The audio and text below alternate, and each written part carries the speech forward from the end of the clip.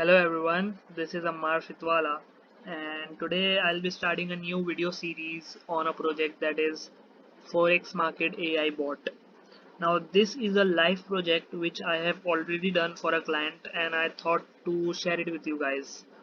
So let's get started. So before actually jumping to the coding part, I would like to give you some information and prerequisites through this PPT. Moving ahead, Forex. Forex is a short form for foreign exchange. It is a global marketplace for exchanging the national currencies. It is a marketplace where currencies are being traded. For example, Euro USD is a currency pair for trading the euro against the US dollar.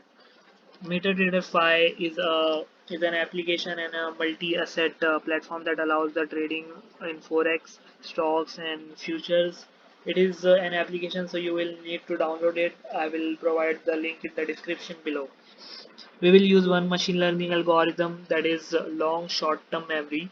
Okay, you guys need to do some research about these three things before jumping to the coding video.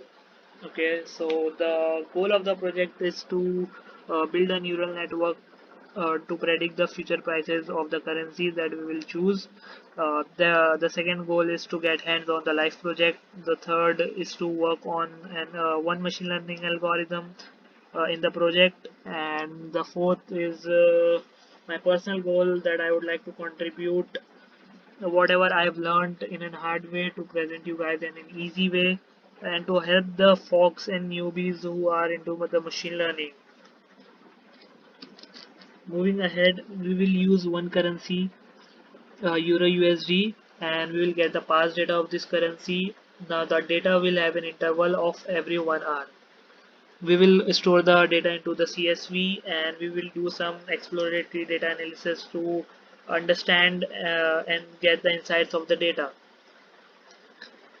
EDA is one of the important thing in machine learning. Another important thing is the feature extraction from the data set. Now every data set contains data that are useful and the data that are not useful for the output. Okay, so we will extract the useful data and we will drop the data that are not useful. We will then reformat the useful data and then pre-process that data. After that, we will build an architecture for the LSTM model and we will provide the pre-processed data as an input to the LSTM model for the training. We will do some model evaluation and check the model performance by plotting the graphs. We will change some parameters in the architecture to see if we get a better result and a better model.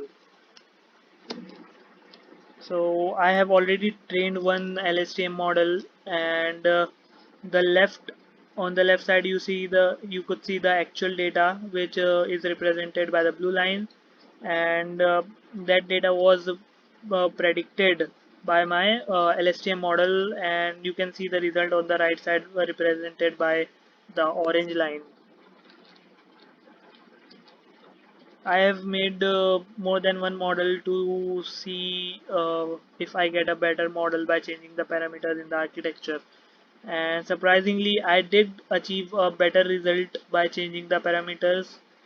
You can see the blue line represents the actual data, orange line represents my first model, and the green line represents my second model after changing the parameters. And you can see, if you look closely, you can see my green model has slightly performed better than the orange model. After that, we will write a Python script that will fetch the live data, and we will load the model in the Python script, and then we will do the prediction on the live data. Okay, simultaneously we will be plotting the prediction data and the live data against each other. You will get a idea of that in the next slide. Here you can see the blue line and the pink line are the actual data, and the orange line and the brown line are my predicted data of the high and low. Okay, so my model first predicts the next R value, and then I get the next R value from the Forex, and then I plot those data using the matplotlib.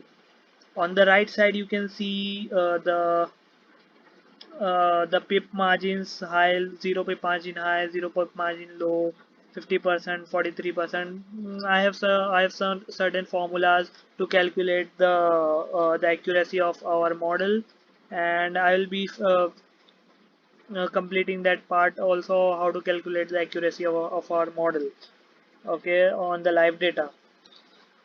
So that was it for this. If you have any questions, please comment down in the comment box and I will reply to all your questions, okay, with the answers.